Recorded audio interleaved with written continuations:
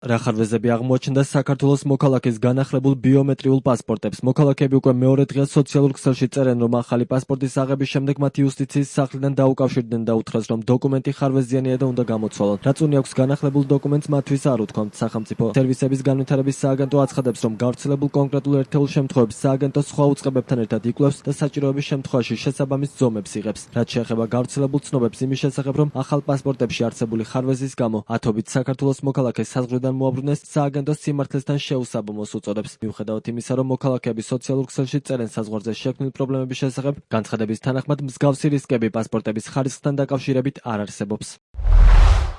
ხაზგასმით ვაცხადებთ, რომ აღნიშნული სიმართლეს არ შეესაბამება. მსგავსი რისკები პასპორტების ხარისხთან დაკავშირებით არ არსებობს და მოქალაქეებს ამ მიზეზით გადაადგილების პრობლემები არ შეექმნებათ. გავრცელებულ კონკრეტულ ერთეულ შემთხვევებს სააგენტო სხვა უწყებებთან ერთად იკვლევს და საჭიროების შემთხვევაში იღებს შესაბამის ძომებს. სახელმწიფო სერვისების განვითარების სააგენტო სამუშაო პროცესის ფარგლებში მუდმივად ახორციელებს მის მიერ გაცემული დოკუმენტების მონიტორინგს. იმ შემთხვევაში თუ პროცესში ან შემდგომ ეტაპზე გამოიკვეთება რაიმე სახის საჭიროება, სააგენტო ინდივიდუალურად უკავშირდება თითოეულ მოქალაქეს, რათა უზრუნველყოფილი იქნეს როგორც დოკუმენტების სიზუსტე და უსაფრთხოება, ისე მოქალაქეთა ინტერესების დაცვა. მონიტორინგისა და პრევენციული ღონისძიებების ფარგლებში გამოვლენილი საჭიროების შესაბამისად, სააგენტო ინდივიდუალურად დაუკავშირდა მოქალაქეებს ინფორმაციის დაზუსტების მიზნით და შესთავაზა იმავე დღეს სრულიად უსასყიდლო დოკუმენტების ჩანაცვლება. აღნიშნული პრაქტიკა სრულიად შეესაბამება დოკუმენტების მართვისა და უსაფრთხოების დამკვიდრებულ საერთაშორისო სტანდარტებს და წარმოადგენს ხარისხის უზრუნველყოფის პროცესის შემადგენელ ნაწილს.